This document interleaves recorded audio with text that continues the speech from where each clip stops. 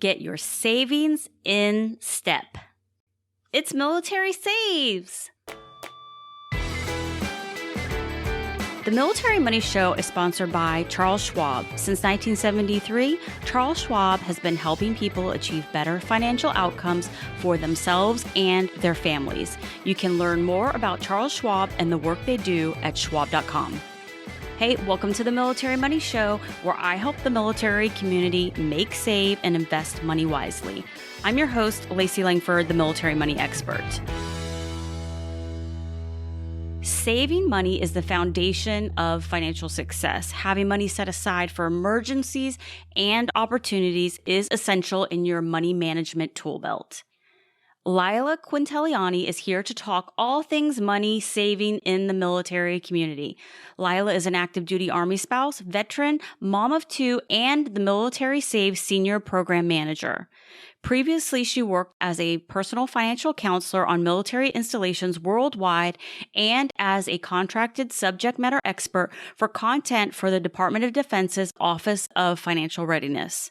Lila and I discuss the power of saving automatically and for the unexpected. We also discuss the themes for Military Saves Month and the resources and tools the program has to help you save money all year long. We also talk about teaching kids about money, letting them make money mistakes early, and the importance of communication. As always, I had fun talking with Lila about money, so here is our chat.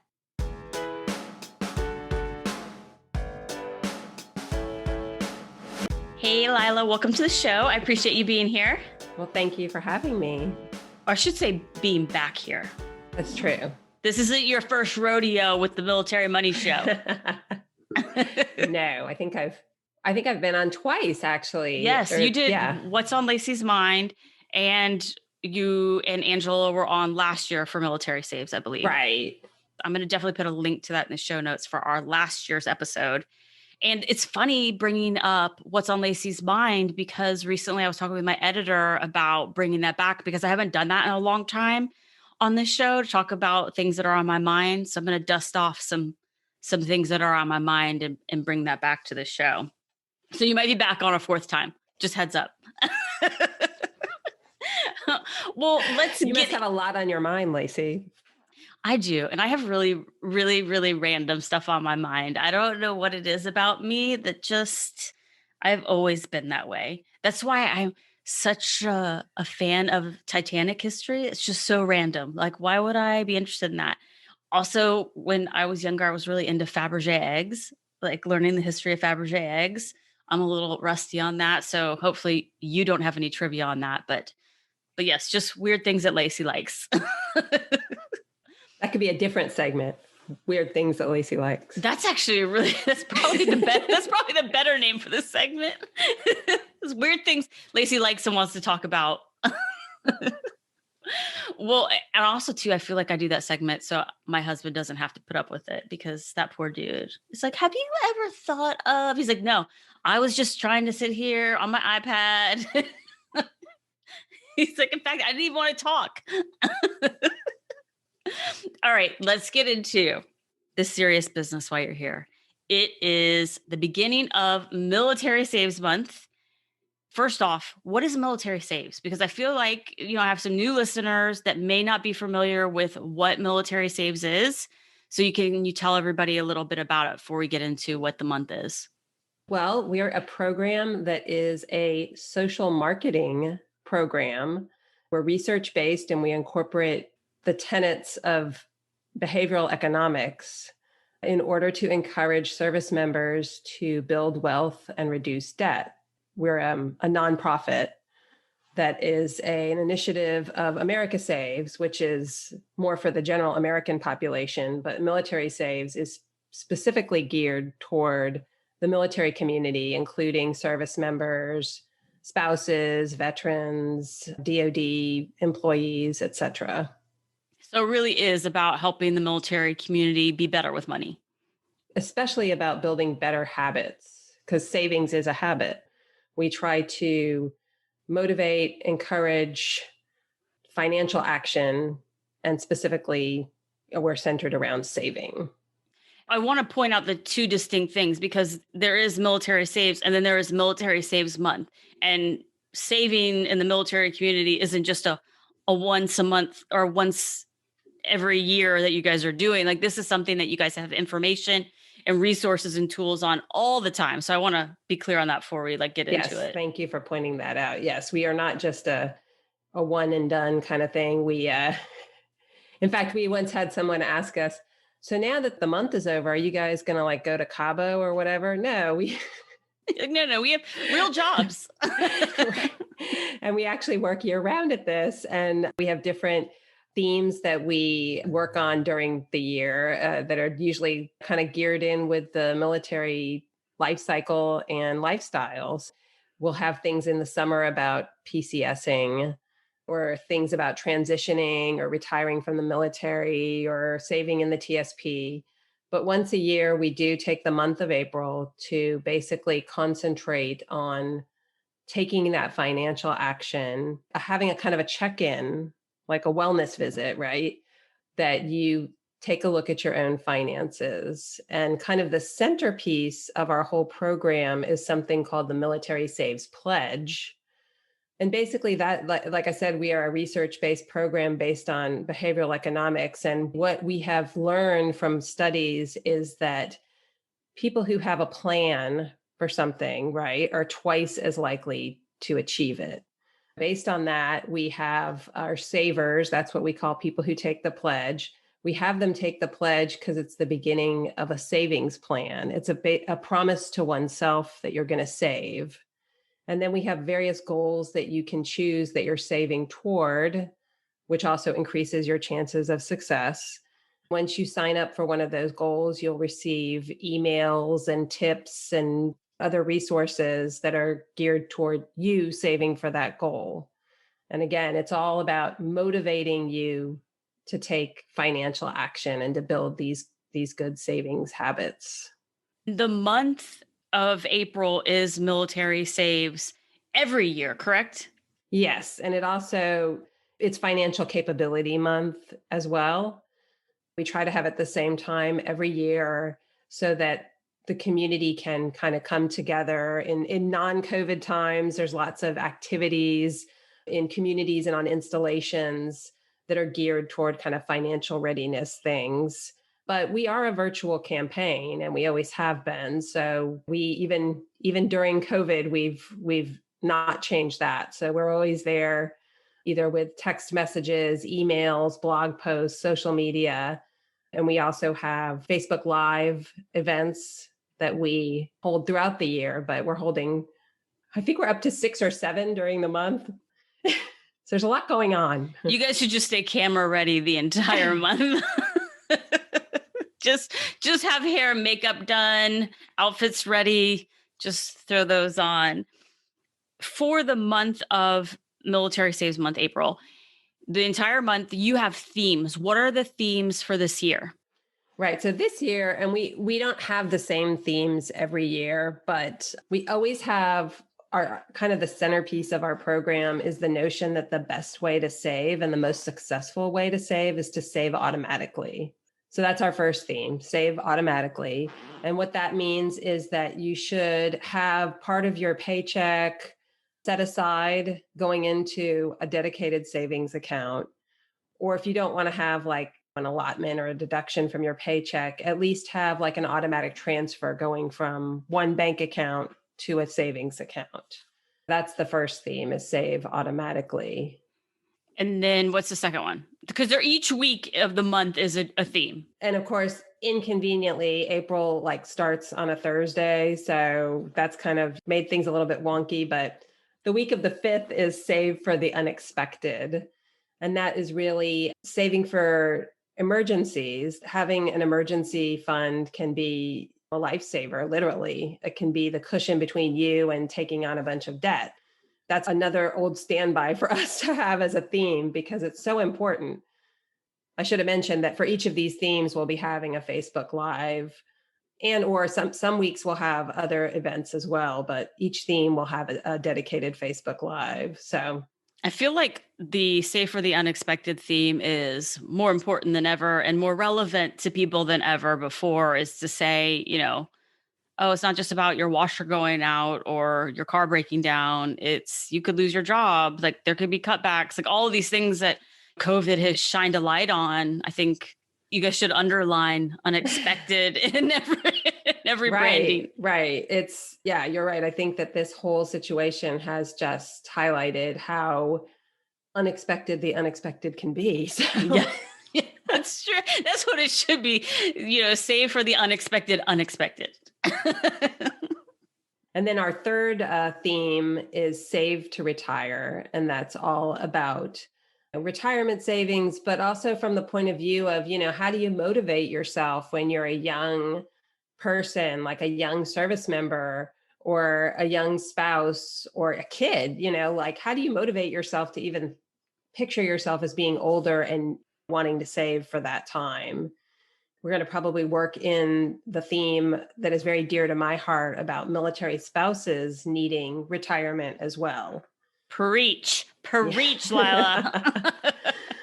I think that gets kind of lost in the shuffle there. A lot of times I've encountered, when I was doing financial counseling on installations, you'd talk to spouses and they'd say, oh, well, we're good. We have the TSP. And I would say, well, your service member has it. You don't have it. What's that we part? Yeah.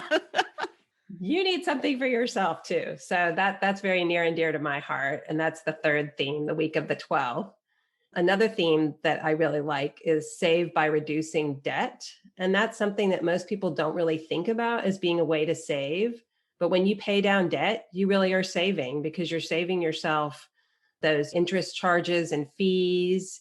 You're increasing your credit score, which is going to save you on interest rates and other things. I really think that's important to stress too, because I think people get discouraged that they think, I can't save. I've got credit card debt. I got student loans. When you're paying down toward that debt, that is another way, another method of saving. Definitely. That adds up when you're paying to borrow money. Right. And we're going to have as a guest on our midday money chat for that week, we are having someone from FICO who really is good at explaining all the different nuances of credit. That'll be a good show. By reducing debt. And then what's the final one? The final one is probably my favorite. It's save as a family. That's new for us this year. I did talk a little bit about the spouse thing, but also our kids. There's such an important component of how we save, right? Because we want to teach them good savings habits. And the way we do that is by modeling these good savings behaviors and kind of getting their buy-in. You want to teach them money doesn't come out of this machine, like ATMs aren't money machines. And yes, you could have this PlayStation 5, but then maybe if you wanted to go somewhere or do something else, you can't do that. So we have to teach them in a realistic way. We have to have conversations about money, which is something that just doesn't happen a lot of the time. I mean, I think that that's kind of a taboo subject in general, in families especially. Oh, yeah. In communication, to say that that's not what we're saving our money for, or that's not what we're going to spend our money on. I have that discussion all the time with my kids is that, yeah, we have the money for that. But no, that's not our plan. And we're sticking to our plan. And, if you would like to spend your money on that, this is a good chance for you to decide if that's worth it for you. And I hate it for them, but I'd rather them learn these lessons now when they're younger, because my boys are 12 and 14. And I'd rather before they go to college and have to start to weigh these choices. But right now I do it all the time. I almost like smile, not to their face because it will annoy them. But when they spend their money on something that in your heart is just not a good financial decision, you're like, okay, that's how you want to spend your money. I'm always like, are you sure? Have you really thought about, is that something that you're going to value and use or whatever it is? Then they want something else. So that might be 2 months later and say, well, if you actually hadn't spent the money on that other thing that now you're not using, you would have the money now for this other item that you're telling me you really, really want, or this thing that you really want to do. And so that's the opportunity cost, is that you now have lost the opportunity to do this thing because you spent the money back there. So Yeah, it's valuable for them to learn those lessons themselves. Cause I mean, I know sometimes when I talk, I'm probably like the peanut, like how adults are in the Peanuts cartoons. It's like, wah, wah, wah, wah, wah. Well, my daughter's 15 and she just got her first job. First of all, she had one of those learning moments a couple months ago. She has her own little bank account with a little debit card because she has her own money to spend if she wants to spend it on silly stuff or whatever. She wasn't tracking her debit card and how much she had in her account, and she overdrew her account. She ended up with all kinds of charges. In fact, they landed because she was on eBay or Mercari or something. And so they were like, boom, boom, boom. So she got them one right after the other because her money hadn't hit her bank account. Oh man, that was like a big lesson. She learned to pay more attention to what she had in her account before she bought. I didn't even have to teach her. She was like horrified that she had these charges. She called the bank herself. that is awesome. That is Yes, awesome. it got them to like kind of, get her some of her charges, taken off, but they could only do so much because it had happened like in a row, several times. And so that was like this great teaching moment. But it was also because she knew about it because I was telling her I'm getting these messages. I think that was a valuable lesson. But I do think that because I'm a financial counselor, talk to my kids about money. But growing up, I didn't have that. And it was it actually caused more anxiety not to have that conversation. I never knew, could we afford that? I think it's a great thing. So I'm very excited about the Save as a Family theme. I hate that she had any of those charges. I'm sure any parent would hate that, but it's so much better for that to happen now than when you're 25 and you don't have enough money for food now, or you don't have enough money to pay your electricity or your rent or things like that. Like, this is very frustrating, but in the grand scheme of things, this is good for you to feel that uncomfortableness. So you don't want to feel it when you have a family or other things going on. And then my super proud moment is I had mentioned Roth IRAs in passing to her like a couple years ago, and about how when she started earning money, then she could have one. And she doesn't 100% understand what it is. But the second she got a paycheck, she started bugging me. Mom, can you open up one of those things for me? That account. I finally had a chance to sit down and do it a few days ago, and she is so excited. So she has her own custodial, Roth IRA because she has earned income and she wants to start saving. I know I'm a financial professional because I find that very exciting, Lila. Like, I'm right there with you. That's my favorite when my nieces or my nephews want to talk to Aunt Lacey about money. I feel like my siblings warn them, like, if you're going to talk to her, she's really going to talk to you about money. But I always tell them too that right now this is going to seem like a lot. So you could tap out at any time and then we'll talk later. Like, this is learning about money is a lifetime thing. So that's the thing I try to tell my boys and try to tell my nieces and nephews, like, hey, this isn't one and done, to use your saying that, this is, we are going to do this for your lifetime. There'll be things that will be new when you start to take Social Security, when you retire. Like, there are things that it's just wherever you're at in your life cycle. So I think I'm with you. All of these themes are great. And that's what I like about it, is one, that it's starting with the pledge, because you're right. You are making the commitment. And I'm going to say, when you were talking about the pledge and being able to sign up for it and get emails, I did think to myself, can I sign my husband up for like a savings pledge to take Lacey on a trip and then put his email address so he gets reminders? That would be awesome if that was a service that Military Saves does. Well, we do have like saving for large goals as one of our, for events or like a vacation as one of our goals that you can save up for. Potentially, yes. And we wouldn't really know if you signed him up. Yeah, he'll know. He'll know when he give us the reminders to take Lacey on a big, nice trip. But in all seriousness, but I did think that. So that's also, again, weird things that Lacey thinks about is, but I like that it starts with a pledge. And then these are very clear steps to save money in the military. So that's why I thought this was a really great discussion to have, is in these order, setting up your savings automatically is a great way to start the month. And like you said, develop that habit, because that's what a lot of people don't have, that good habit. So setting it up automatically. So what are some examples of automatic savings? We do have an allotment that goes to our savings account from my husband's active duty pay. A lot of people sometimes forget that that's an option. So that I'm glad that you brought that one up, is that before you ever get paid, they'll just move that money. And it's a lot easier now. I mean, back in the day when, my husband first started, you had to like go to a finance office and all this. And now you can do pretty much all of your savings, things and your finance things online in MyPay, or depending on what transaction you're doing. But we have that. We also have the TSP, for example. We save automatically in that because every month a percentage of his paycheck goes to the TSP. I actually have a lot of, and I know this is something that my coworker, Angela, the director of military saves, she loves having earmarked accounts for things. That's her favorite thing to do. So she finds that very motivating. So she'll have a savings account for vacation, for example, like your goal. She'll put money in that. Well, I have a separate savings account because we're saving up for a new car, because we have a teen driver who is going to end up taking my old vehicle. So I'm going to need a new one. I have been saving automatically ever since we paid off that car. I kept saving the amount that was my loan payment, right? I put it into this savings account.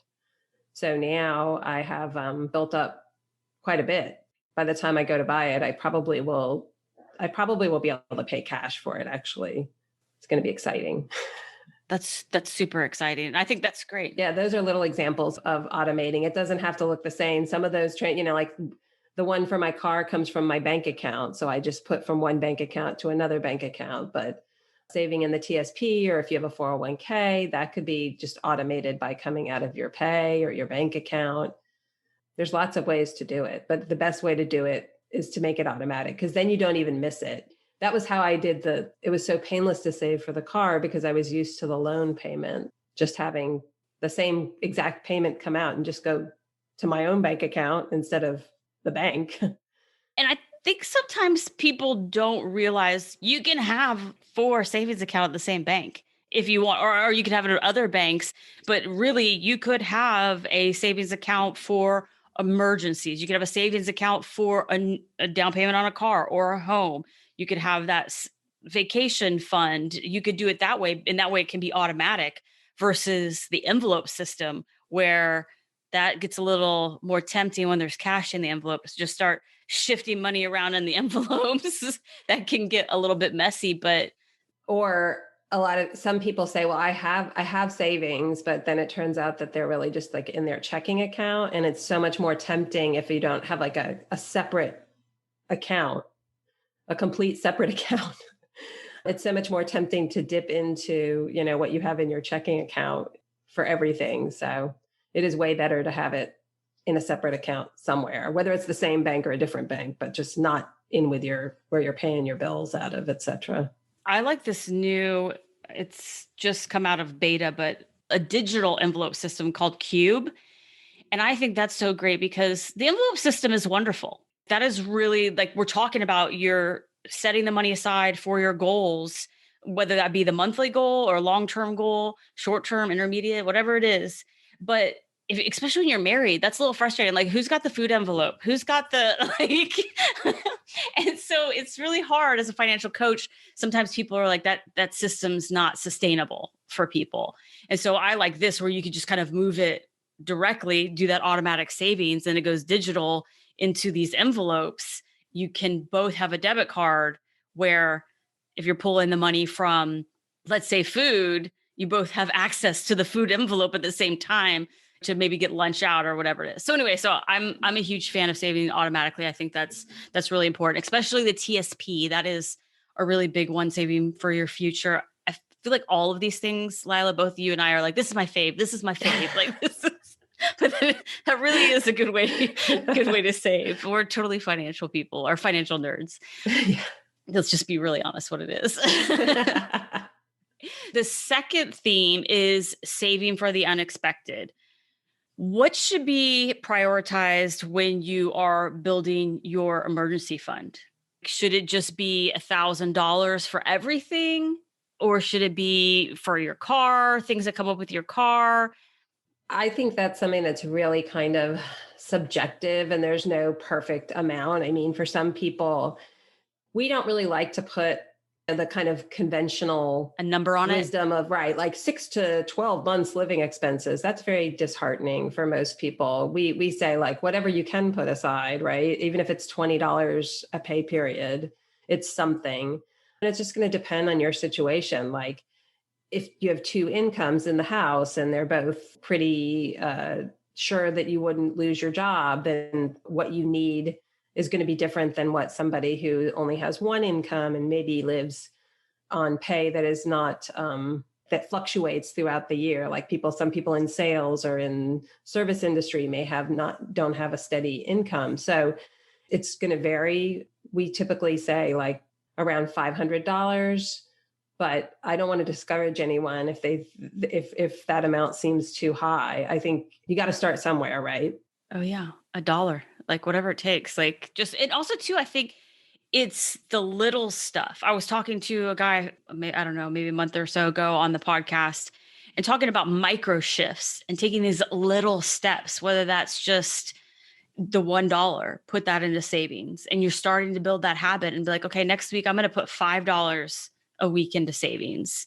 If you're thinking of the month thing and putting $700 into savings for some people, when you haven't done that before, that's like a cold bucket of water on the face. That's not going to be enjoyable at all. And so these micro steps, I think, is really important. And just to have things for the unexpected. It doesn't have to be thousands of dollars, but just money to get you through a crisis or something that wasn't planned should, I think, be at the root of it. It shouldn't be.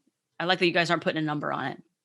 I have put some general numbers on it before, but I don't like to, like I said, we try to, meet our savers where they are. And a lot of them are overwhelmed at the thought of having like months and months worth of income saved. But if you have enough, like you said, to get you through that immediate crisis, then maybe you won't start on that road into predatory lending, like having to go to a title pawn shop or something. If you had $100 to fix that one tire, then maybe you wouldn't end up taking out a loan with 52% interest or something. So anything can help. And also, I think in the military, especially, a lot of people don't realize all the avenues they have for help.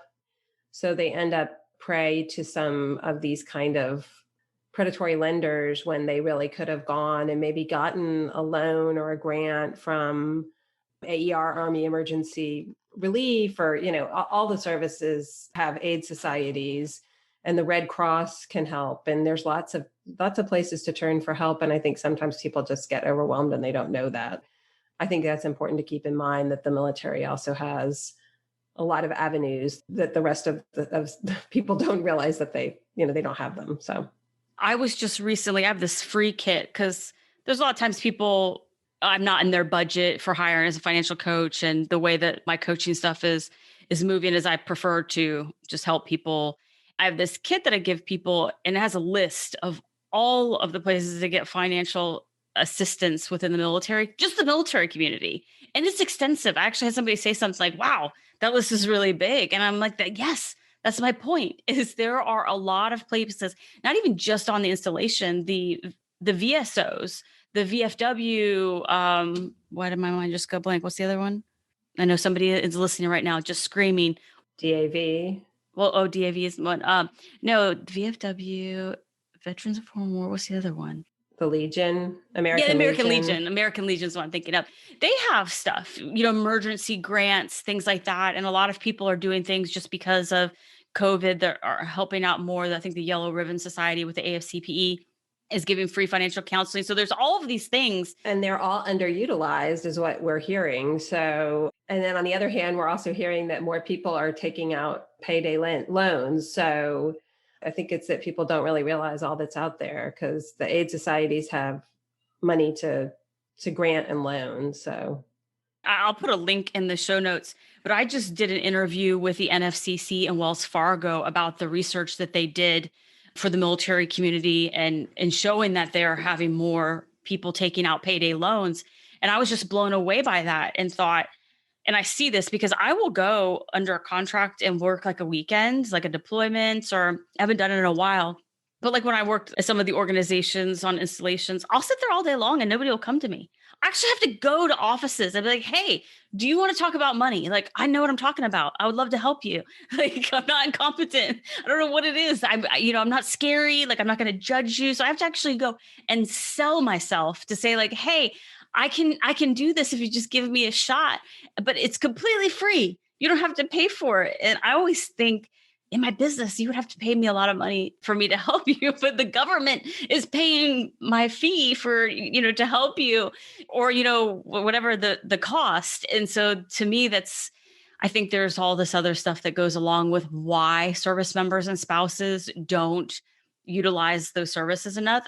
I know there are people that do, but I think if you need help, there are so many free ways to get it. So you don't have to get in a predatory situation. Ways where you don't have to tell your chain of command, so you don't have to worry that someone knows about it. And a lot of it is confidential. So there's ways to access it like there didn't used to be. You used to have to, let them know, but now you don't. It is hard to understand.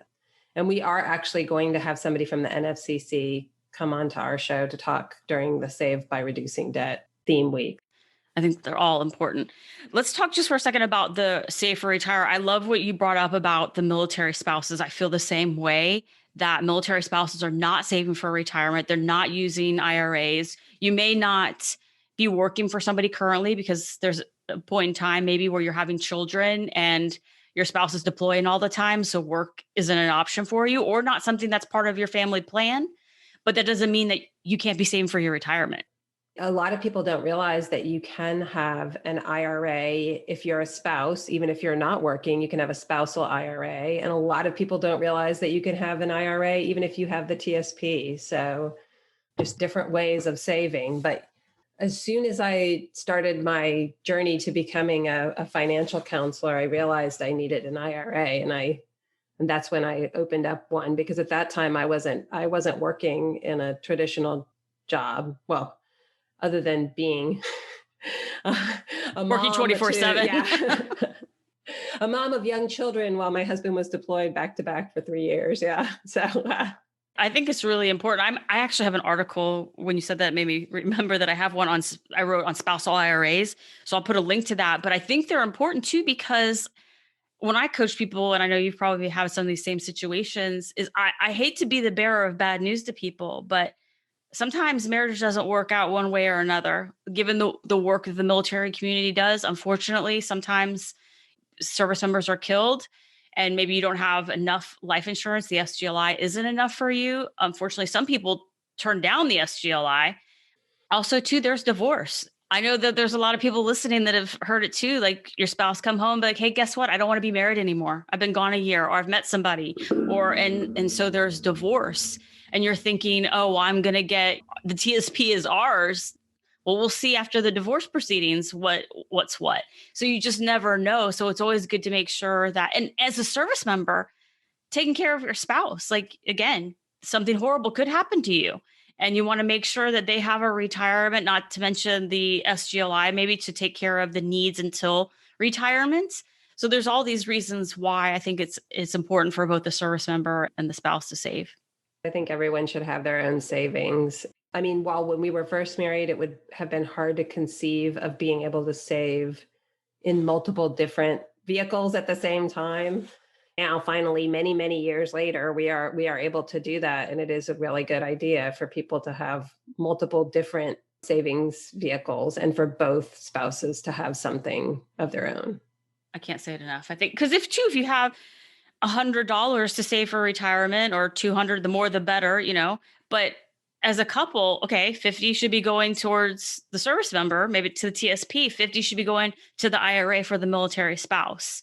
So be strategic about it. And I think that is a misconception that only the service member can save. If the spouse isn't working, they don't have a retirement plan. So a lot of people aren't aware that you can use an IRA to do that. So I love that you guys are bringing up everyone in that theme. So I love that. Let me know if you need me to just continue on a soapbox on that, because I will. So I won't beat a dead horse, but you get it, people. Military spouses need to be saved for retirement too. So the other theme, or the next theme for the fourth week, is save by reducing debt. Paying off debt, we talked about you're going to save money on interest. That's huge. Not to mention your mindset. That's emotionally just exhausting, worrying about paying debt. And all that money could be going towards you.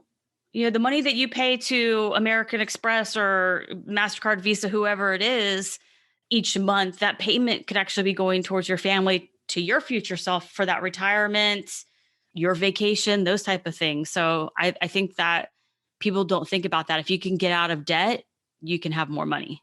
I like that you brought up the psychological kind of burden of it, because that's like kind of the invisible cost, right? The financial stress and strain. I think that there have been studies that show that people, don't perform as well when they're under financial stress. And I know that every time like we've had a loan or something for a car or whatever, or my student loans, that is easy to remember.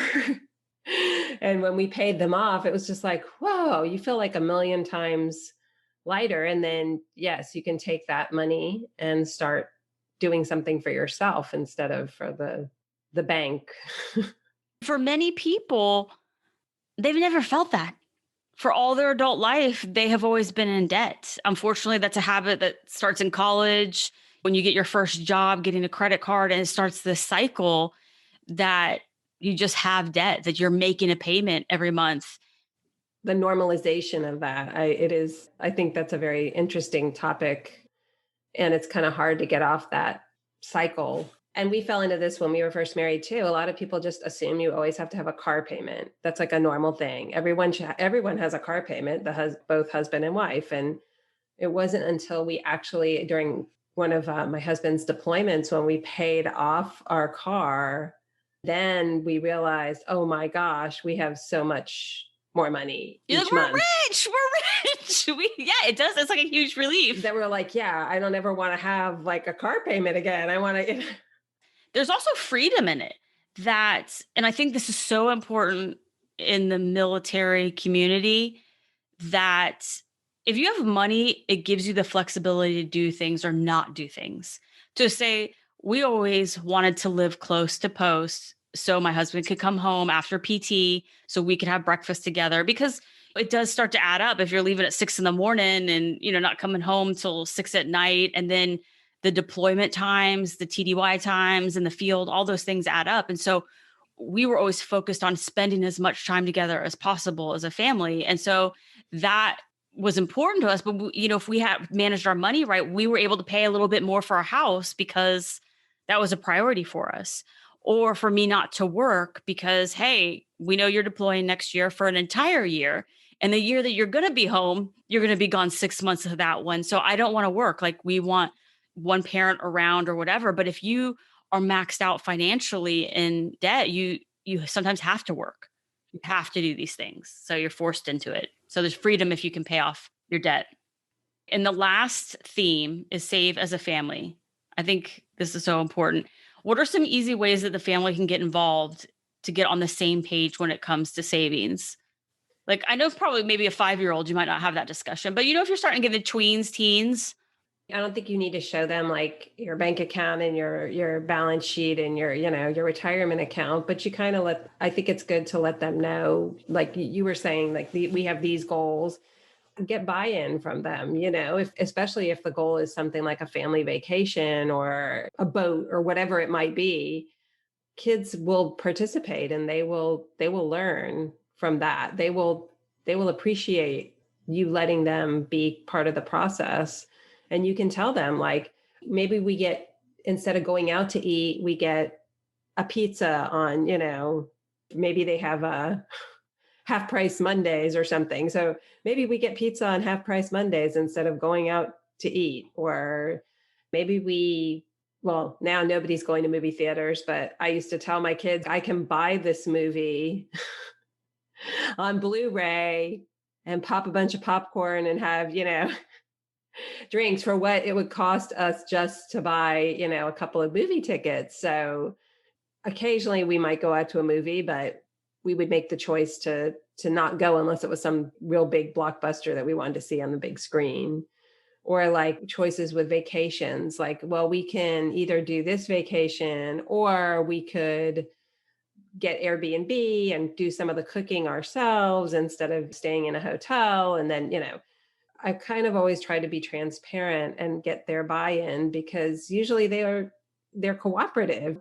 I always told my kids that I thought it was in restaurants that we always had to order water because it's so expensive. Like the drinks in restaurants are, could be $3 or $4 or more. I mean, some restaurants in the city are even like, $5 for a lemonade. And so I would tell them, it's like, I said, it's silly. Water is free. We'll go out to eat, but everyone has to order water. And they just got used to it. Kids are flexible and adaptable, and I think it's great now that a lot of schools, especially we live in Virginia, they teach personal finance. It's a required course, and they take it. Well, we've only been here in high school, so I know high school has it, and they have to learn all kinds of things. My high schooler came to me and she's like, "Wow, that's how much, they have to do budgets and stuff. That's how much insurance would cost, and that's how much." And I'm like, "Yeah." And that's if you don't get an accident. If you get an accident, then it's going up. Yeah. So I think that's smart to have conversations. I'm that way too, that I obviously always talking about money. That's something, it's actually a blessing that I run a business on money out of my house. So the videos that I'm recording about money, my children hear, like this podcast recording, my children hear me talking about money.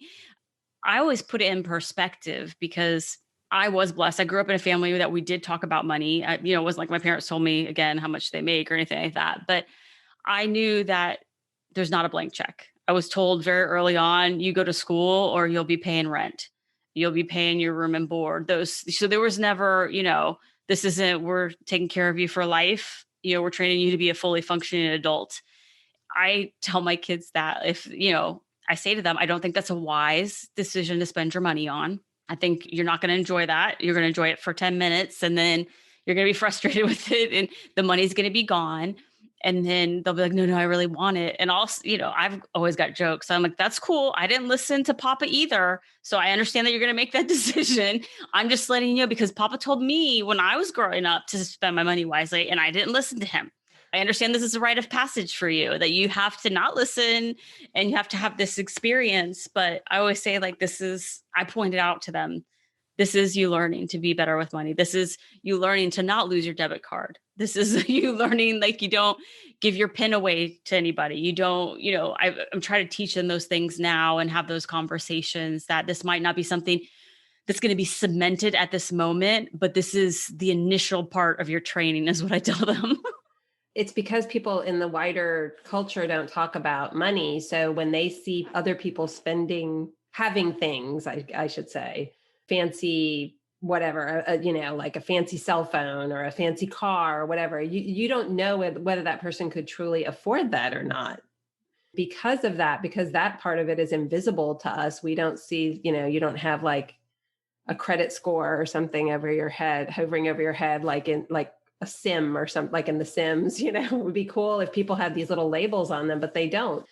Kids don't know that. And that's why I think we have to be kind of honest with them, or they will grow up thinking, well, I should have these things and because that person has them, and they don't realize the hidden story behind it. You don't know. They might drive a BMW, but be about to be evicted because they can't pay their rent. You don't know that. I do think we do a disservice if we try to hide those kind of things from our kids. I also tell them too that priorities shift. And I think this too comes from coaching so many young service members, is I get it. Like right now, like you want to go out You're going to go have drinks. You're going to go to clubs. You're going to go to bars. Like that's something that is a priority right now for you. And you work hard for your money. In the military community, you make a lot of sacrifices during that paycheck.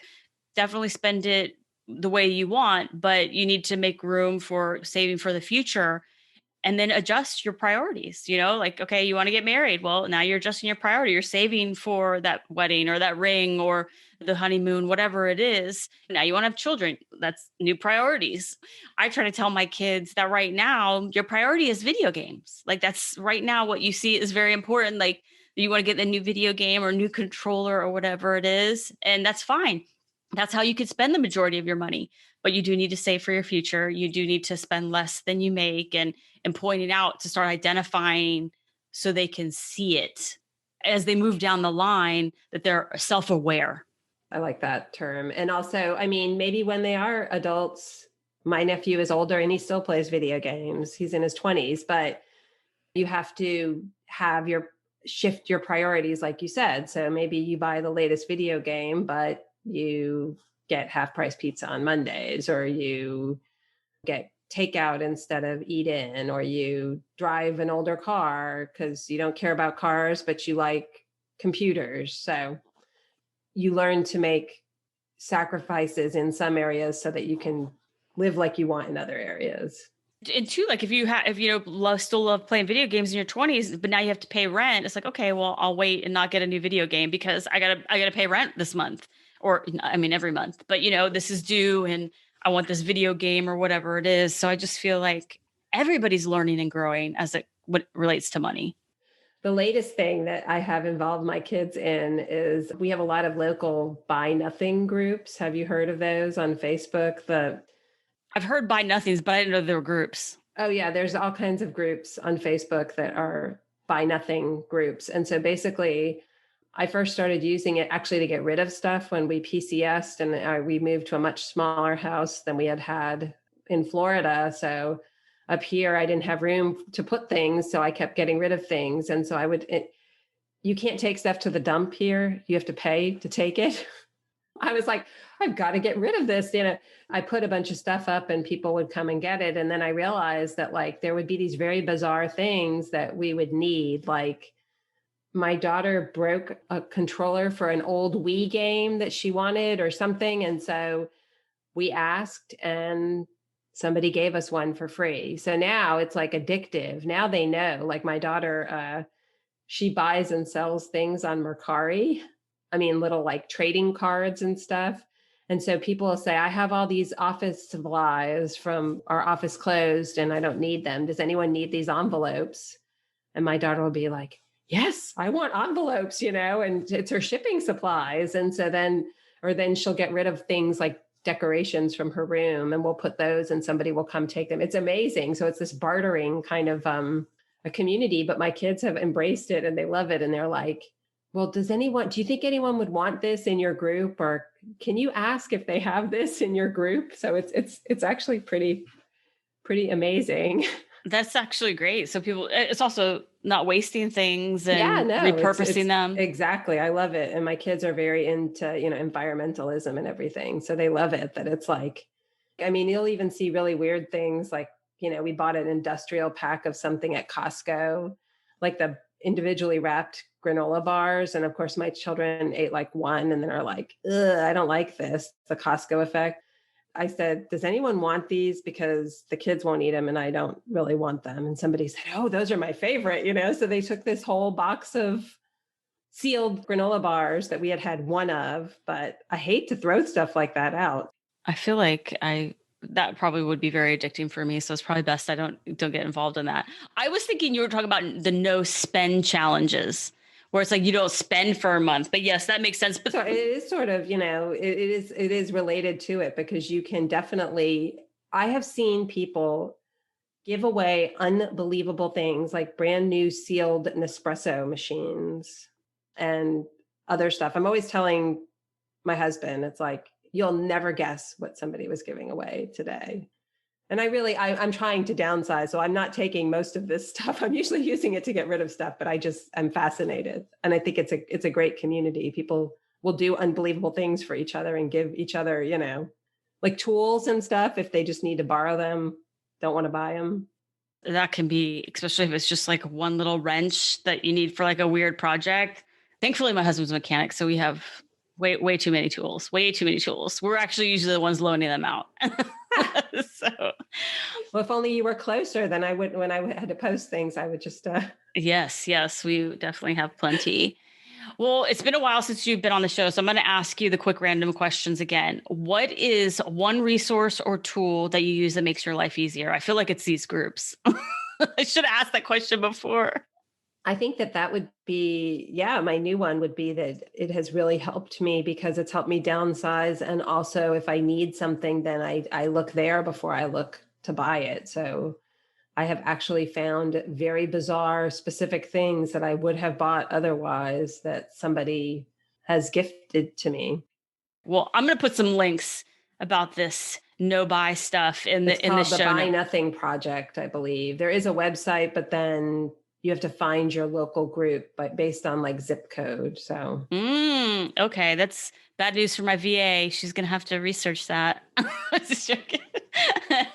No, but we really will. We'll put links in the show notes to help everybody because that would be great to find a local resource like that for yourself. All right, what is your favorite book right now, or your favorite book of all time? gosh. It's a tough one. You don't It have to have a is. favorite book right now if you don't want. Well, I've been reading a lot of like mindless young adult science fiction stuff. So, yeah, I think those are. It doesn't have to be a that's my current, nonfiction. Okay, so that's your genre that my you're. genre right now is like young adult science fiction or like apocalyptic kind of stuff, kind of like the Hunger Games or whatever. I don't know. I don't know that I have an all-time favorite nonfiction book. I do try to read both fiction and nonfiction, but I really like behavioral economics. I loved Freakonomics and the book Nudge Oh yeah, somebody recently was telling me about that as well. So that must be a good one. by Thaler. Yeah, yeah, I like that book. That really spoke to me because it talked about giving people too much choice is not a good thing and how you can kind of influence people's decisions, kind of nudge them in a certain direction by the way you offer them certain types of choices, or like having a default choice, like being opted into the TSP instead of having the choice to opt in, because people will not choose, they will take the default. So if you put people in a retirement plan from the beginning and they have to opt out of it, then they're less likely to do that because you have to, people are lazy. I'm the same way. Inertia. Also, too, I was just talking with a friend. They're building a home, and she was saying they were going to like a light fixture store to pick out lights. And she's like, I do much better online. And I said, I'm the same way because you walk in the store, you see all those lights, you're like, oh my gosh, there's like a million ones. And when you think like I need exterior and interior, like all of this stuff, it just gets overwhelming versus if somebody Yes. sat you down and says, hey, these are the 5 interior lights you could choose from. It is so much easier to pick, or these are the 5 exterior lights to pick from than not like. Places like IKEA are very overwhelming to me too. It's just too much stuff. I do actually, when we were stationed overseas, I got very used to shopping in stores like Aldi and Lidl. So they have like much more limited product lines, that is Trader Joe's. So I would only, you only have like 2 choices of peanut butter instead of 10 choices of peanut butter, So it's much easier if you only have to choose crunchy or smooth. That's a very good point. Well, and now it's time for my favorite part of the podcast, which is game time. Today, we're going to play Fact or Fiction. I'm pretty proud of myself because I went on the internet and came up with 3, which I thought were very interesting. So, are you ready? I'm going to give you the Maybe. 3. You're like, maybe. I'm going to give you the 3 statements, and you have to tell me which one is fact and which one is a fiction, or if it's fact or fiction. Okay. Number 1, an octopus has 3 hearts. Oh, they're so weird. I bet that's true. It is true. I thought that was weird as well. And I'm going to read this, so hopefully Google wasn't lying. An octopus has one main systematic heart to pump blood around its body. The 2 additional hearts are responsible for pumping blood all over the gills, over each gill. So I guess it has a heart per gill. Fun fact. So you got that one right. Second one. The only letter not in the periodic table is the letter J. Oh gosh. And my daughter's going to kill me because she like Does she have the periodic table in her room? Have you seen those big like posters of the periodic table? She has like textbooks that were old. The library was getting rid of them and she wanted them because she loves the periodic table. I don't know. I'm going to say, I can't think of an element with a J. I'm going to say that's true, but I don't know. That's correct. It's true. Oh, she'll be proud of me now. J is not in the periodic table. So you can tell you passed the Yay. test. All right. The last one. Coffee is made from berries. Okay. I don't know. I'm going to say that's true. It is true. They were all true. All of them were true? Yes. All three? Yes. You tricked me. I thought one of them was false. I was going to say that was false. No, you had to pick if they were true or false. I didn't actually plan for them to all be true. I'm sorry if I confused you. It says when coffee berries turn from green to bright red in color, this indicates ripeness, and they are picked, processed, and dried before being roasted and turned into coffee. I love coffee. I do not like coffee. So I thought that was a fun fact. I didn't know there were berries. And I thought, I wonder if everybody else knows that. And just because I don't drink coffee, I didn't know that. But I thought that was an interesting. Well, I thought that was like a trick question because it's like a bean or whatever, like a coffee bean. And then I was like, is a bean a berry? And Google could be lying. I don't know, but we'll see. No, I think you're probably right. It makes sense. Yes. Well, I appreciate you coming on the show to talk about Military Saves Month. Can you tell everybody where they can learn more about it? Sure. Just go to www.militarysaves.org. And you can also follow us on social media. We're on pretty much every platform. I was going to say all of them, I'm pretty sure. Yeah, even Pinterest, although not too much now. But yeah, definitely on Facebook. And we also have a group called Military Savers on Facebook. That's a good way to get like your burning questions answered. I believe I'm a member now too. So I will be sure to put links to all of that in the show notes for everybody so they can check out Military Saves, plus take the pledge, maybe join the group, follow you guys on social media to see some of those events that are happening this month. Thank you for having me.